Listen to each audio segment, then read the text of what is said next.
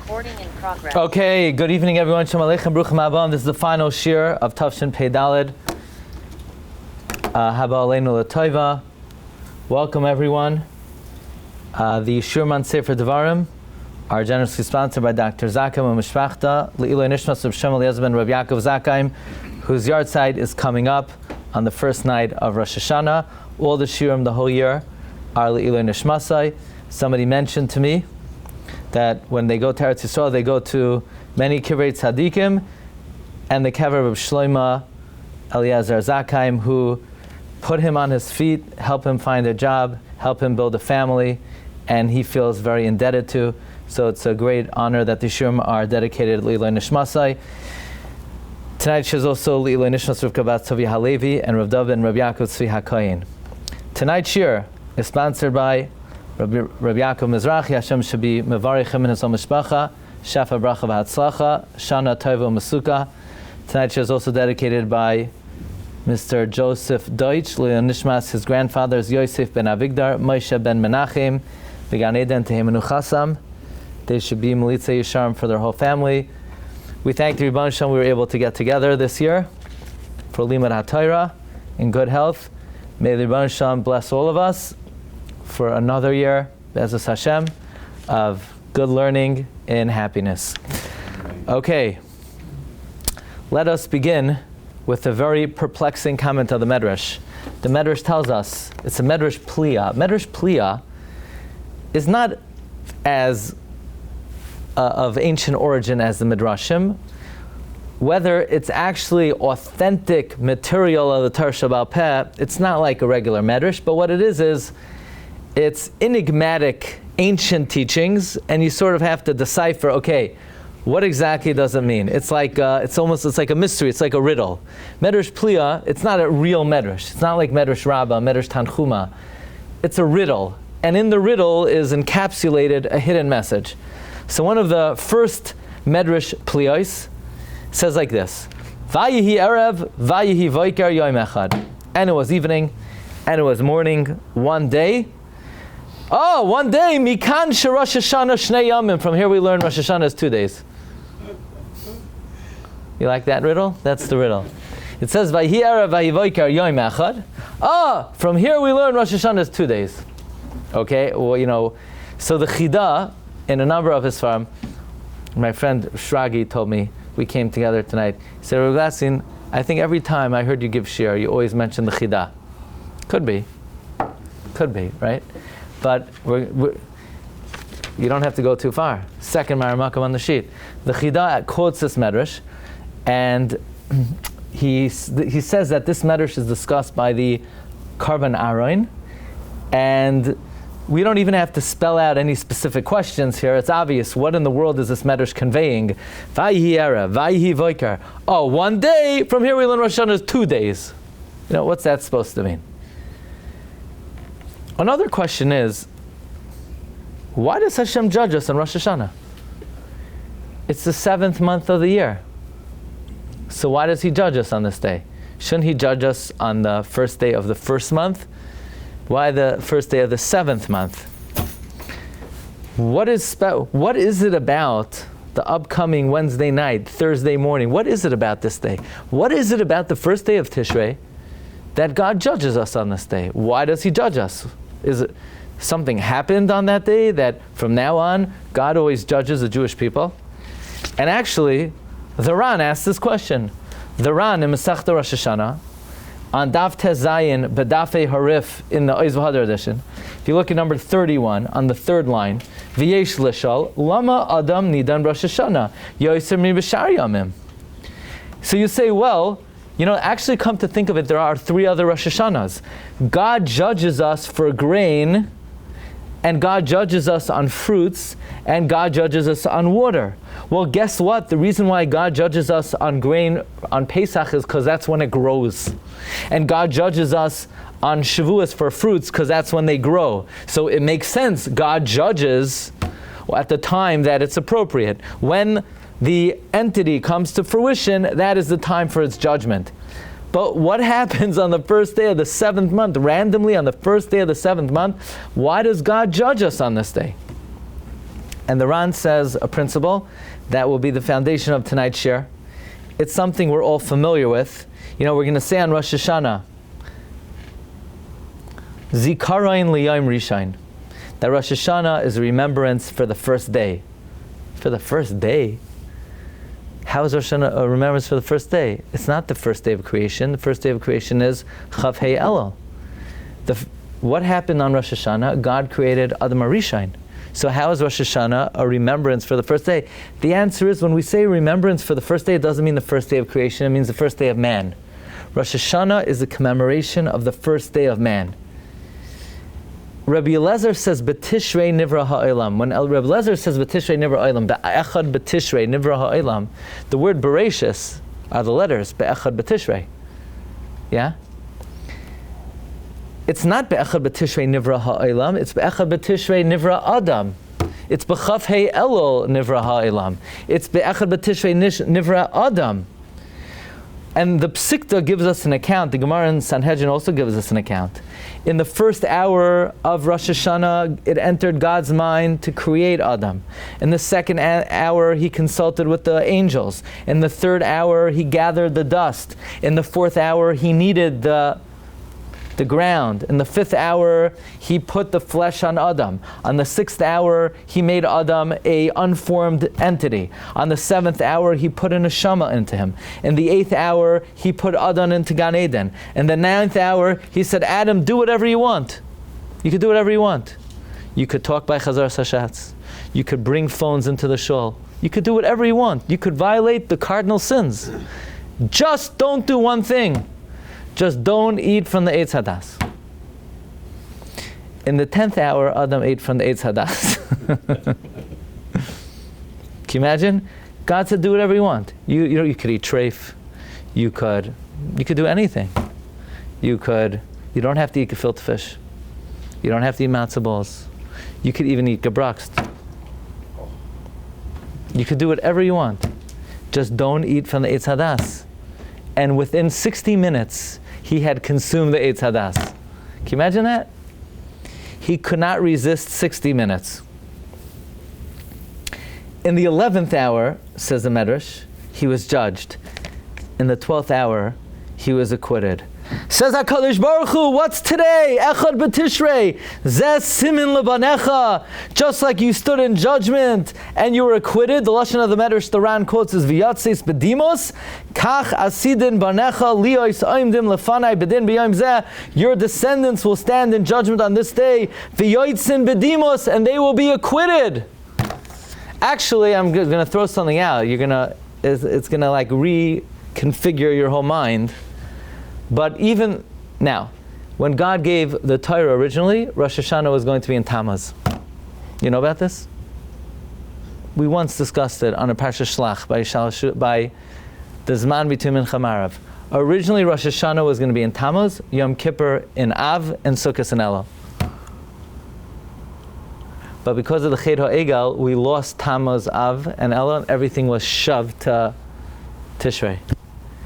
So the Chida writes, it comes out good because anyway, predating the scheduled Rosh Hashanah and Tammuz, Adam was judged in Tishrei anyway, so that was the date of choice because it was already pre-designated. But it wasn't even given then. It was actually given in a different month and then switched. That's Stama, interesting Chida. So says the Ran, the reason why we're judged on Rosh Hashanah is because we need to have a day of judgment that has a precedent that for a good outcome for us. So we know, this is a good time to be judged. We had a good outcome the first time, and we're hoping for past performance being a bearing on future outcome. So the reason why Rosh Hashanah was selected for Echad B'Tishrei is because Adam was created on this day, he sinned on this day, he was judged on this day, and he was found innocent on this day. Yet he was still kicked out of Gan Eden. Even though, by the way, it wasn't like 100% acquittal. Because, in a way it was, because he was supposed to die. Originally he was supposed to live forever. God said you eat from the fruit, you die on that day. So God suspended his death for 930 years. So he got a pretty good outcome. I mean, that's as good as you're going to get. If you go to court, the be happy with whatever at 930 years later, I would say it's a pretty good outcome. You're supposed to live longer. He's supposed to live forever. He gave 70 to David HaMelech. Yeah, okay. Let's talk about another issue. This is one of my favorite topics. We're going to have a new spin on it. We know this week's parsha, Nitzavim, we say, Atem Nitzavim Hayoim Kulachem, you stand today. We've spoken out in the past many, many times. There's a special name given to the Yom Tov of Rosh Hashanah. Whenever Rosh Hashanah is referred to in the Chumash, it is always called Hayoim. Hayoim. Where? Take a look at number 4 in Eiv. Vayehi Hayoim, it was Hayoim. Vayavayu b'nei ha'Elohim l'hisyatziv Hashem. The angels were standing by God. Says Rashi, Vayehi Hayoim, oiso yoim shahaya Rosh Hashanah. The day that the angels tried to prosecute against Eiv, it was Rosh Hashanah, it was the New Year. And what is the New Year called? Hayoim, or in Melachim. Vayehi Hayoim, it was the day. Vayavar Elisha al Shunem. Elisha came to the Shunem. The Zohar writes in 3 places. Kol makom shenemar vayihi hayoim da yoima de Rosh Hashanah. Therefore, what parsha do we read every single year before Rosh Hashanah? Without fail. It doesn't matter. Ibriyah or not Ibriyah. I don't care what kind of year it is. It's a lunar eclipse, a solar eclipse. I don't care what happened. Election day, not election day. This is one of the only parshas that will always come out at an exact time. There is no other parsha that has ever come out the week before Rosh Hashanah than Nitzavim. Why? What is Rosh Hashanah? Atem Nitzavim Hayoim Kulchem. You stand Hayoim on Rosh Hashanah. All of you. Where do you stand? Lifnei Hashem Elokeichem. Before Hashem. Could you think of better words to describe the Yom Tov Rosh Hashanah than Atem Nitzavim Hayoim Kulchem? Nobody gets out of it. You can't say, well, here's my card. I'm not participating in this one. Let me through. I'll do it a different day. The scheduling doesn't work out. Rosh Hashanah Atem Nitzavim Hayoim Kulchem Lifnei Hashem Elokeichem. Says the Pardes Yosef, based on the idea that Rosh Hashanah is always called Hayoim. In fact, Rabbi Yosef Chaim Sonnenfeld pointed out, there's a pasuk in Tehillim, in Parak Kuf Yotes, Lemishpatecha amdu Hayoim ki hakoil avadecha. Translate the words, in judgment they stand on the day because they're all your servants. What day does that describe to you? When King David says, in judgment they stand today because everyone is your servant, what day does that describe? Rosh Hashanah? The gematria of that whole pasuk is 861, Rosh Hashanah. The gematria of the entire pasuk, 861, Rosh Hashanah. By the way, Rabbi Yosef Chaim Sonnenfeld writes that if you take the Kriyas HaTorah the first day of Rosh Hashanah and the Kriyas HaTorah the second day of Rosh Hashanah, and you add up all the words, there are 861 words. Gematria, Rosh Hashanah. Sometimes you wonder, what's this Utz B'choroi, Ves Buz Achiv, Ves Kemuel. What are these guys doing in the laning? How'd they get in? 861 words. What's the last word of the laning? Ma'acha. Melech al kol ha'aretz. So again, we see L'mishpatecha amdu hayom. It's a reference to Rosh Hashanah, or Hayom harasa ilam hayom yamid b'mishpat. Hayom is the birthday of the world. Why was this day so? Why is Rosh Hashanah called Hayom? Over the years, we've said many perushim. Fasten your seatbelts. Now, there are a lot of things we eat on Rosh Hashanah. Ira, what do you like to eat at your Rosh Hashanah table? What's your favorite simon? Probably the pomegranate. Pomegranates. Very good answer. Okay. Good answer. We eat a lot of things. Pomegranates.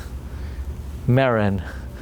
Yossi, what's your favorite item at the Rosh Hashanah Suda? Same as the Rabbis. Okay, we both like the ram's head, right? the sheep's head. Sheep's head, you have meron, you have apples, You have a lot of different things that you eat. But you know one thing you're not allowed to eat, besides nuts. Okay, I'm not going there tonight. We're not talking about the nuts.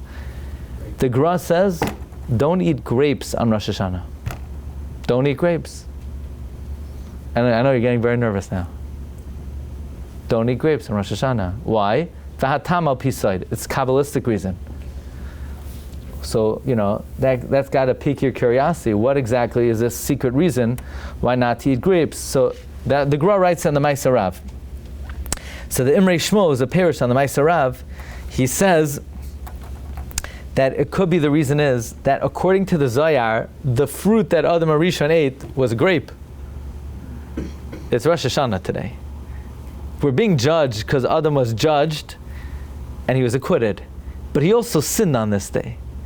So you don't want to be eating grapes on this. This is not the day to eat grapes. So a lot of people have a minhag to eat raisins and celery, right? They make up some kind of ridiculous simon. I'm not sure you want to eat raisins. You want to raise, but the raisin, comes from a grape. I'm not sure if a shriveled out Eitz Hadas is going to be how that's going to work out. Now the thing is, a wine, wine you can have. Thing is, there are other opinions what the Eitz Hadas is. There's an opinion it was a fig. Nobody ever said don't eat figs.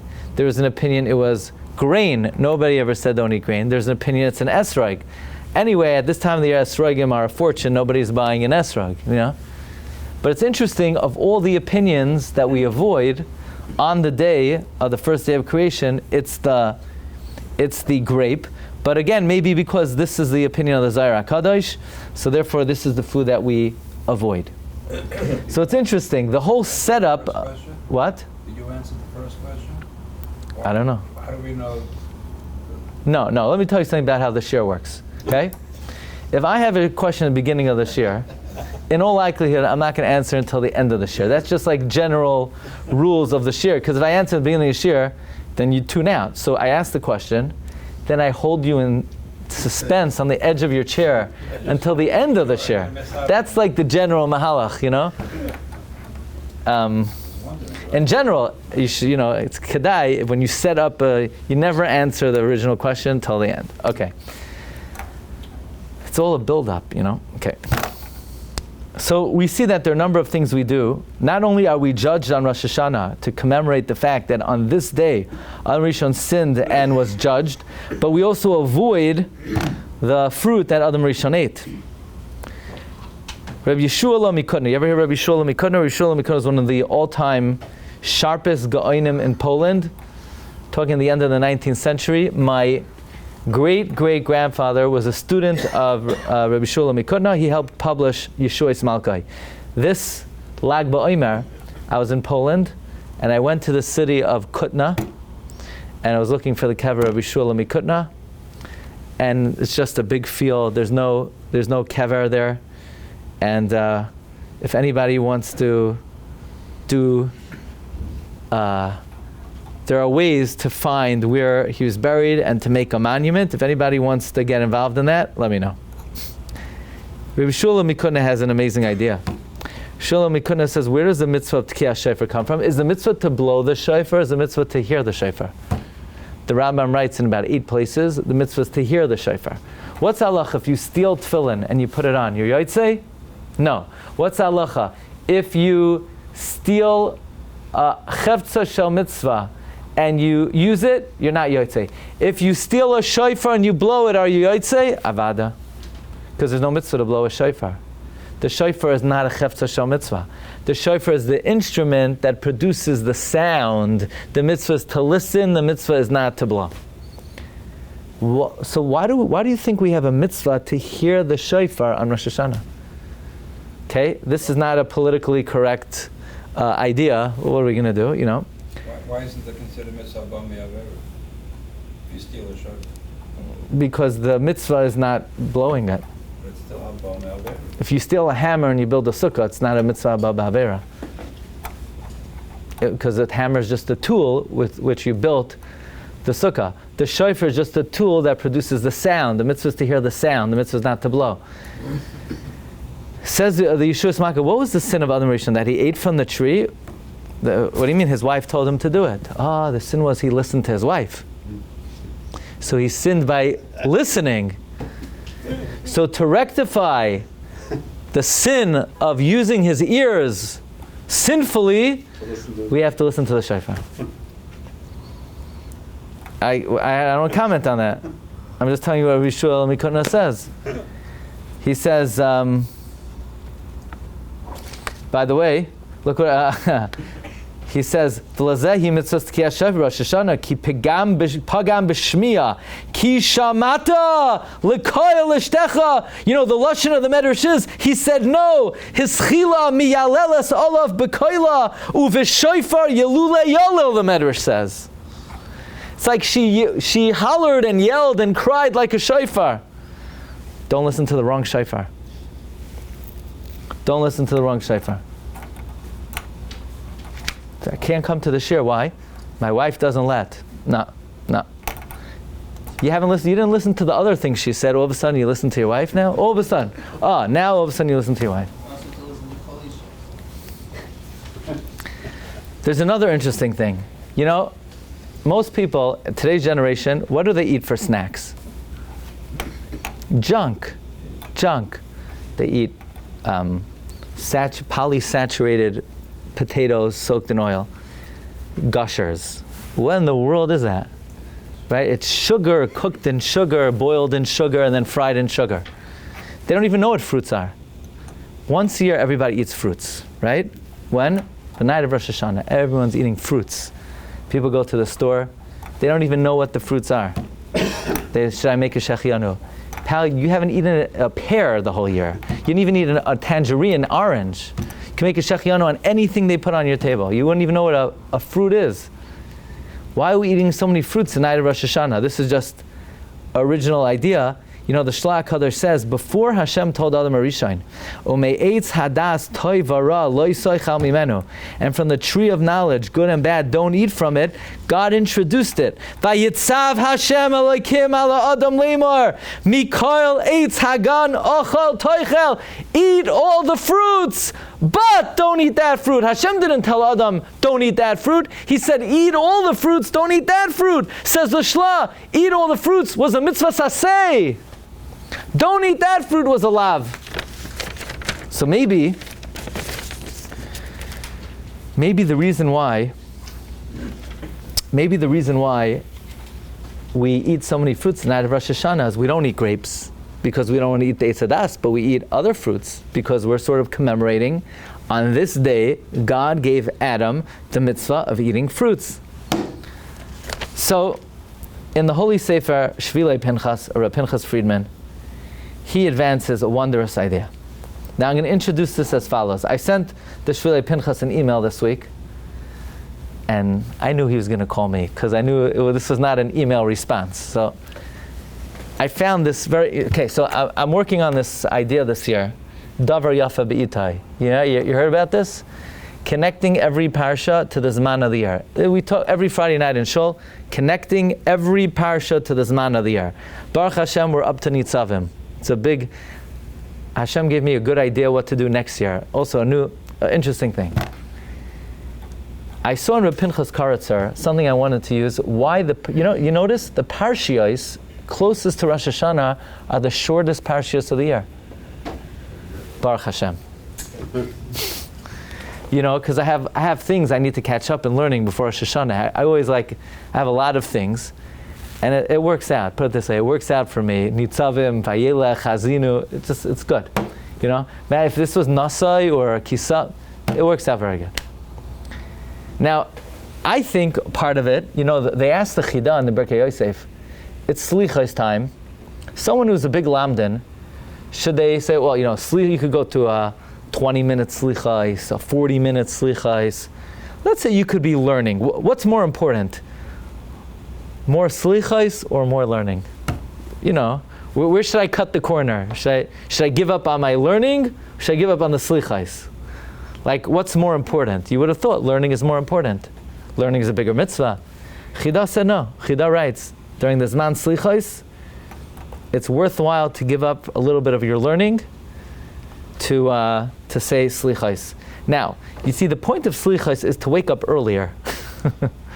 You know, if you usually wake up at 6:30, oh, slichos, I'll go to a later minyan, that's sort of like defeats. So you gotta sweat it a little. You know, you lose a little bit of sleep these days.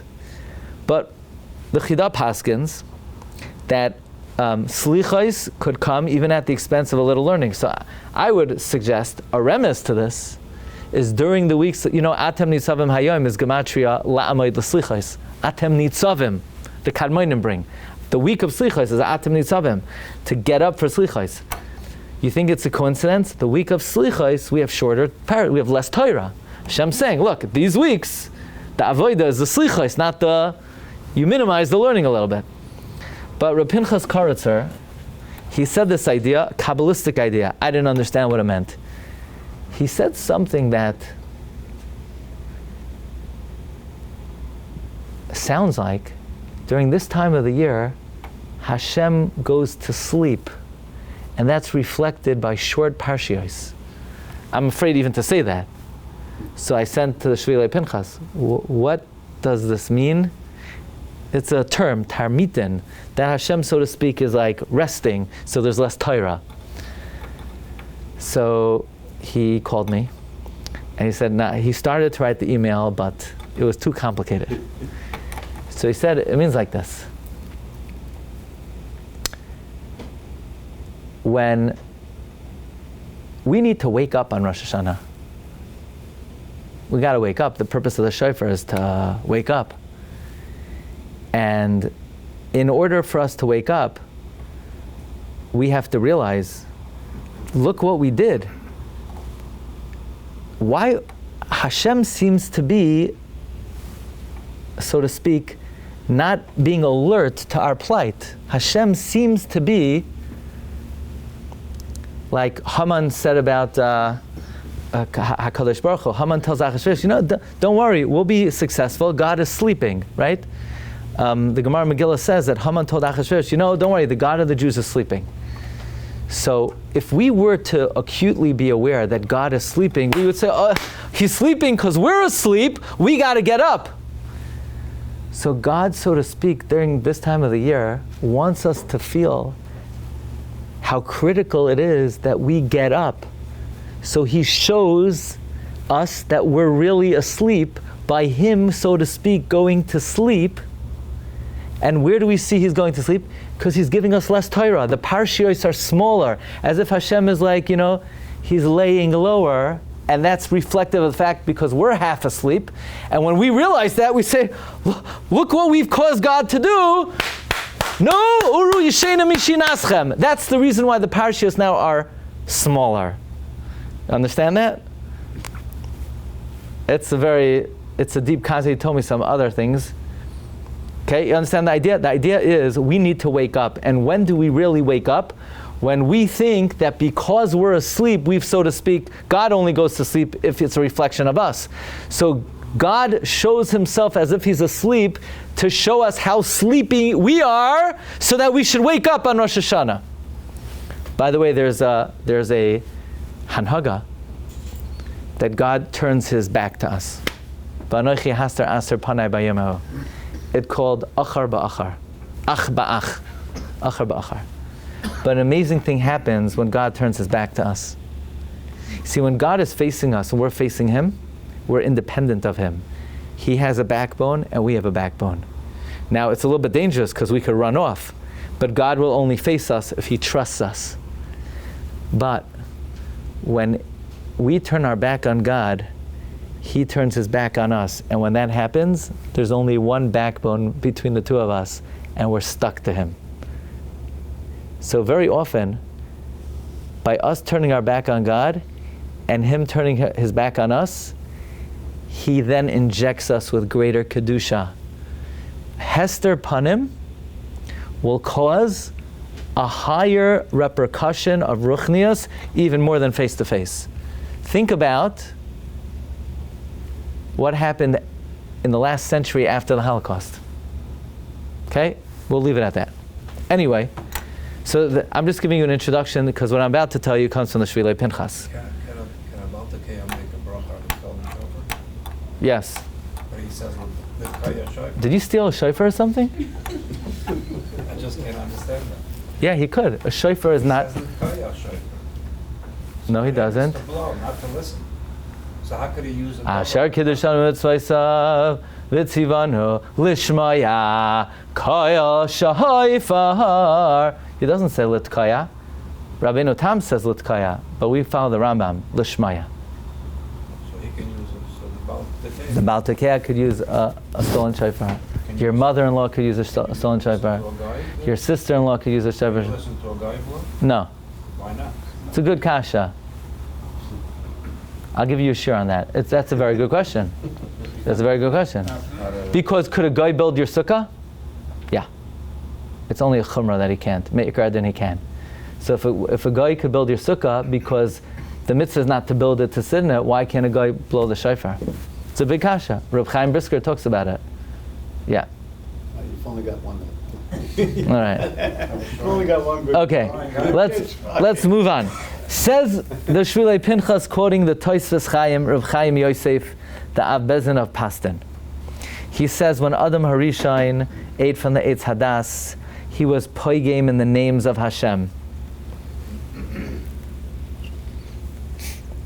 He was poigim in the names of Hashem. By the way, there's another Arizal. The Arizal says that when Adam Harishon ate from the Eitz Hadas, he was poigim in the Shem Shakai. He took the Dalet out of Shakai, and he took the Dalet out of Aleph Dal Nun Yud. And when you come to the Beis Medrash in the morning and you go to the Deles of the Beis HaKnesses in the morning and you go to the Deles of the Beis HaKnesses in the evening, you put back the two Daleds. That's what the Nachash says. HaNachash Hishiani. Hishiani is the most bizarre word you'll ever encounter. Hishiani. Hishiani is Shakai without a Daled and Aleph Dal Nun Yud without a Daled. Hishiani is a combination of those two Shemos without the two Daleds. But now we're talking about two other Shemos.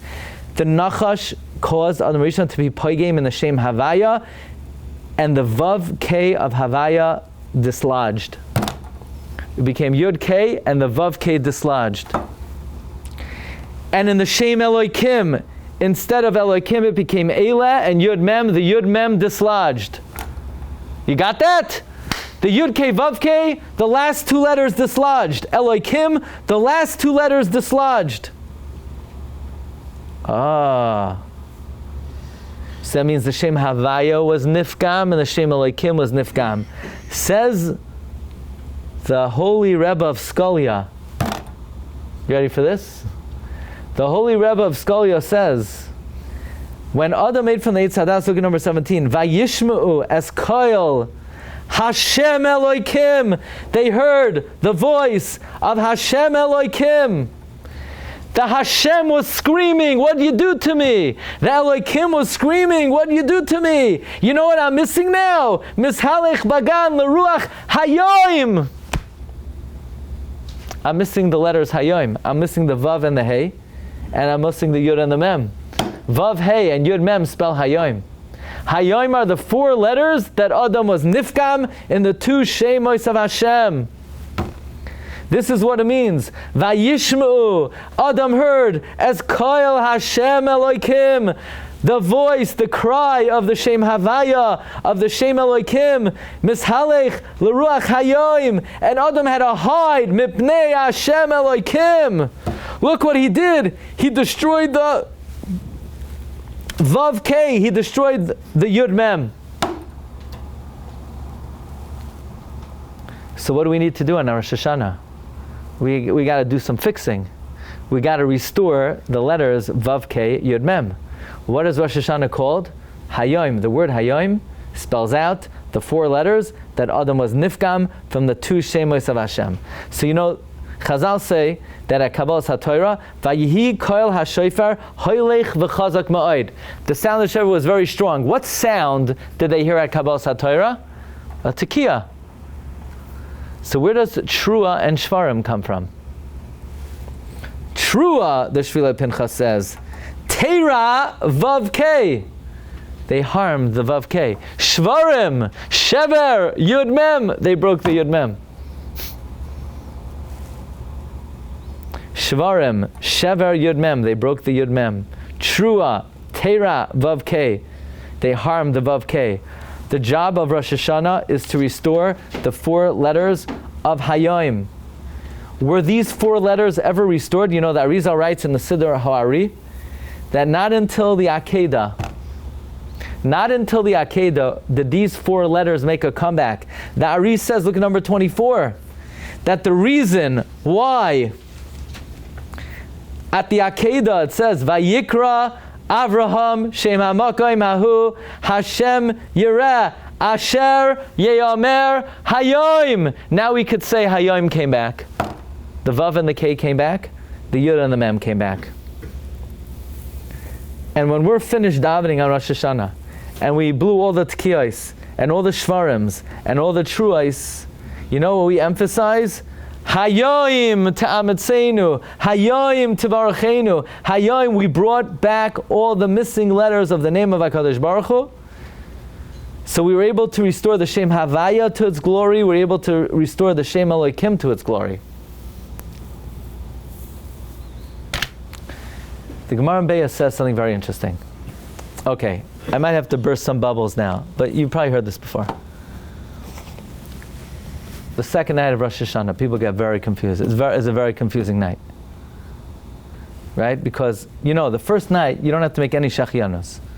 Right, what do people ask the first night? Can I put pistachios on my fish? And do I have to make a shachiano? And the answer is, yeah, you can put pistachios on your fish, but you do not make a shachiano the first night. On a fruit, you make it in Kiddush. You don't have to make a shachiano on a fruit. You don't need a new fruit the first night of Rosh Hashanah. Do you need a new fruit the second night? You don't need one. It's good to have one. You don't have to have one. You're still Jewish, even if you don't have a shachianu fruit the second night. Is it a halacha? It's not a halacha. Is it better to? It's better to. It's only taiv. Why? Because really, you can make a shachianu the second night of Rosh Hashanah like every other 2-day Yom Tif. But there's an idea that Rosh Hashanah is Yom Arichta. It's one long day. Now the truth is, regarding shachianu, it's not one long day. It's 2 days. It's only one long day that if an egg is born on the first day, you don't eat it the second day. That's the only thing it's one long day for. So if you have a lot of chickens living in your house, this is a very relevant halacha. I'm not going to ask any personal questions, but if you have chickens in your house, even stolen chickens, you can't eat it the second day. You could blow a stolen shofar, but a chicken, the egg that's born on the first day, you can't have on the second day. On a regular 2-day Yom Tov, you could. If the first day is Yom Tov, second day is not Yom Tov. If the first day is not Yom Tov, it wasn't born on Yom Tov. But on Rosh Hashanah, it's Yom Arichta. What is the concept that Rosh Hashanah is Yom Arichta? So many years ago we said, because Judged on both days? Because the 10 days of Aser Simei Tshuva are Keneged the Aser Sadibros. And Anoichi v'lo yiyeh b'diborecha nemru. They were said in one breath. So it's like one day. That's Rabbi Yonasan Eibeshitz. But you want to hear another Rabbi Yonasan Eibeshitz, so that's what I'm here for.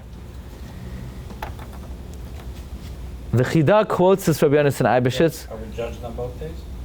I'm not telling you yet. Okay, I'll tell you. No, you're not judged on both days, really. Some people are judged on the first day, some people are judged on the second day. The first day is a more harsh judgment. The second day is a more tempered judgment. How do you know when you're judged? When you are aroused to cry, that's the moment you're judged. That's what that result says. So you think that's good, because if I don't cry, maybe I'm never judged. Everybody cries, and if you don't cry, tears b'mistarim tifka nafshay. That's what that result says. There's Dina Kashya, which is the first day. That's the day that we read about the birth of Yitzchak, Midas Hadin, and the second day is Dina Rafia, tempered judgment, and we read about Akedas Yitzchak. What do we know about the first Rosh Hashanah in history? Well, God created the light, and Vayi Erev, Vayi Vaikar. There was evening and there was morning. But on the 6th day of creation, on that Friday,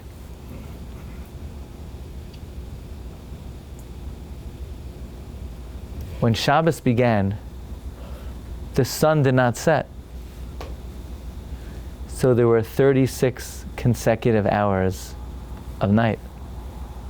The Medrash says that on the first Friday of creation, when that first Shabbos came, Loi Shaka Oira, that special primordial light did not set. So there were 36 consecutive hours of day. And therefore, says Rabbi Yehuda, the reason why the 2 days of Rosh Hashanah are considered one long day, because what is Rosh Hashanah? It's a reenactment, like the Ran says, of the original Rosh Hashanah in history, where Adam Rishon sinned, and he was tried, and he was acquitted, so we reenact that. We eat a lot of fruits, we don't eat grapes, we try to rectify the missing letters of the Shem Havaya and the Shem Elohim, and also we legislate that Rosh Hashanah is parallel to that very first Rosh Hashanah in history, when there was no sunset. So the 2 days of Rosh Hashanah are considered Yoima Arichta, one very long day. In fact, the Chidah has an incredible remez, and you're going to say, I cannot believe I never thought of this.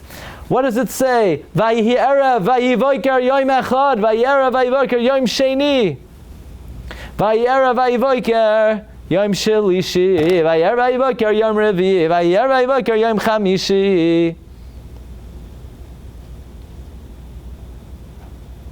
And by Shabbos, it doesn't say Vayar Vayikar. Did you ever notice that?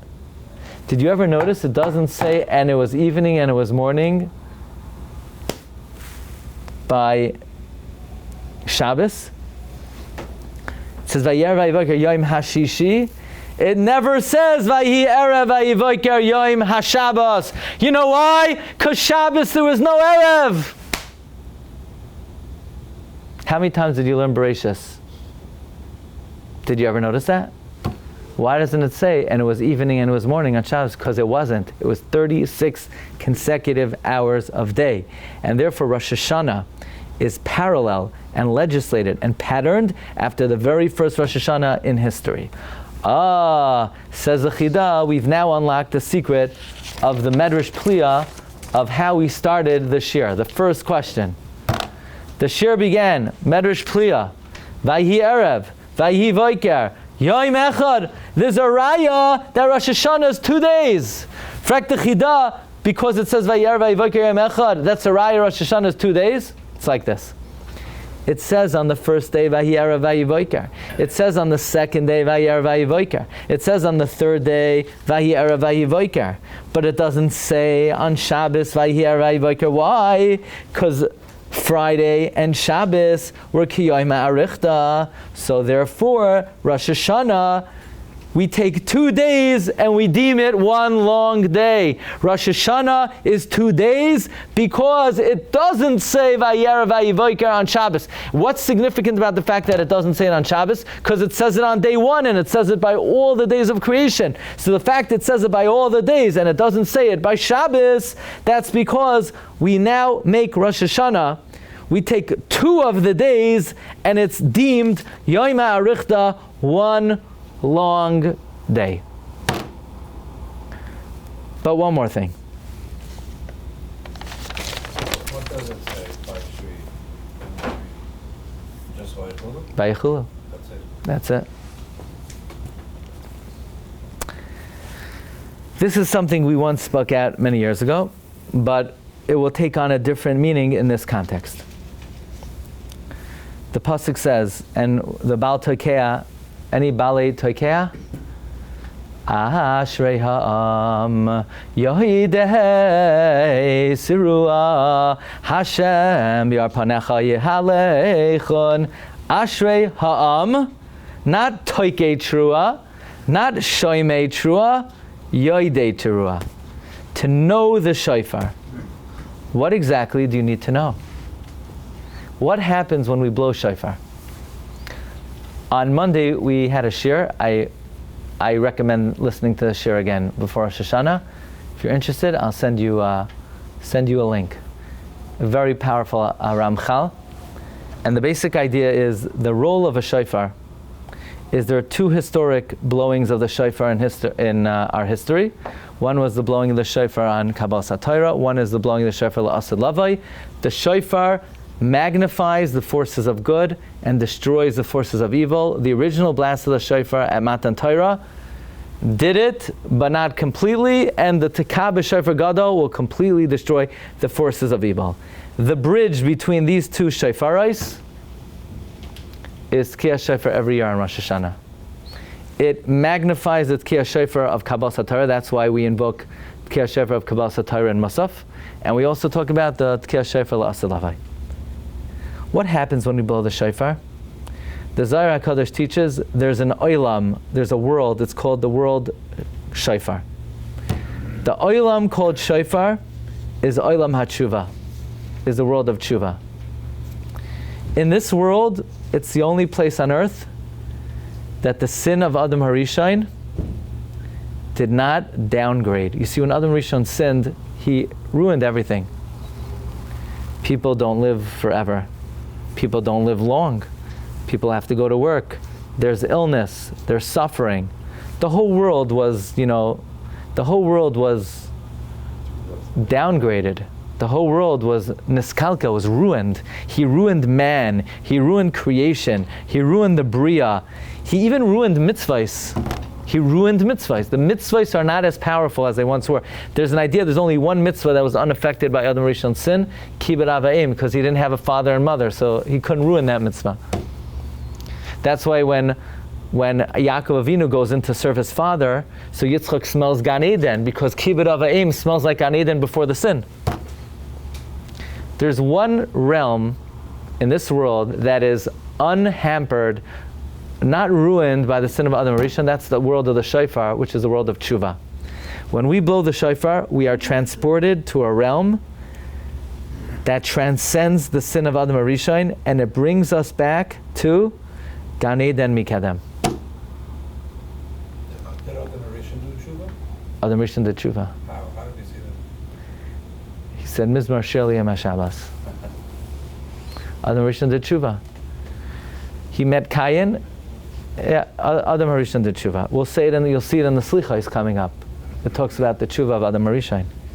The blowing of the shofar transports us to the realm of the world of the shofar, which is the world of tshuva, which transcends the sin of Adam Harishon. So basically, on this day of Rosh Hashanah, we don't eat the grapes, we eat the fruits, we're masakein our listening, we rectify hayom, and the mitzvah of shofar brings us back to the way the world was on that original day, on the 6th day of creation, on the 1st day of Tishrei. When we blow that shofar, it's literally restarting the clock, taking us back to the first Aleph Tishrei in the history of the world. So you say, what is it about the shofar that brings us back to that pre-sin, the primordial era, before Adam Harishon sinned? And I think the explanation is as follows. For how long did Adam Harishon exist in Gan Eden Mikadem? Like an hour, right? The Ran said that in the 9th hour he was commanded not to sin, and then in the 10th hour he sinned. He wasn't there long. But he did exist in a state of unaffected by any sin.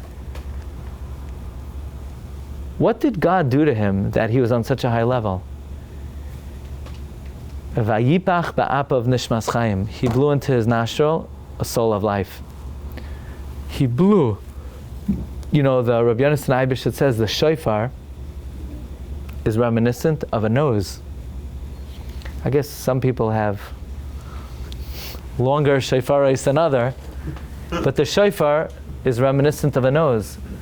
And the blowing of the shofar is a reenactment of Vayipach ba'apav nishmas chayim. God blowing into Adam his soul of life. And at that moment, Adam Harishon was pristine without any sin. So when we blow that shofar, we're transported to a realm unaffected that transcends the sin of Adam Harishon, because literally what's happening is we're reenacting another thing that happened on the first day of creation. Yeah, we don't eat the grapes, we eat the fruits, we rectify hayom, but we're being transported to a time before the sin. How? The blowing of the shofar brings us back to the moment of Vayipach ba'apav nishmas chayim. Actually, the Avnei Nezer writes, Vayipach ba'apav nishmas chayim, he quotes the Zohar, that when God blew the neshama into us, the Zohar says, Kebal toikeah. So at that moment of the blowing of the shofar, we're going back in time to a time before the sin of Adam HaRishon. So you better not eat those grapes, right? And we, at least for a short amount of time, are able to access that world of pre-Chet Adam HaRishon. And this idea is alluded to in many of the practices that we have on Rosh Hashanah, whether it's the fact that Rosh Hashanah is Kiyayma Arichta, it reminds us of that very long day that the sun never set. We don't eat the grapes, we eat the fruits, we rectify the letters Vav K of the Shem Havaya, Yud Mem of the Shem Elokim. By listening to the shofar, we rectify the Kayach Hashmiya, and by blowing the shofar, we're transported back to a time before the sin of Adam HaRishon, Began Eden Mikedem. So we should all be zoicha to have the privilege to be transported back to that realm of before the world was created, really. As tshuva is one of the 7 things that was created before Hashem created the world. And I offer you my humble blessings. Lishnas Chayim V'Shalom Shana Tov Masuka. Thank you, everybody, for joining us. May the Rebbe Shem give us Siyata D'Shmaya. Bez Hashem, we hope for another year. Gesundheit. Thank you very much. Aksivach Simatayva. Kol Tov. Mara, do you have enough people? Who didn't have Mara?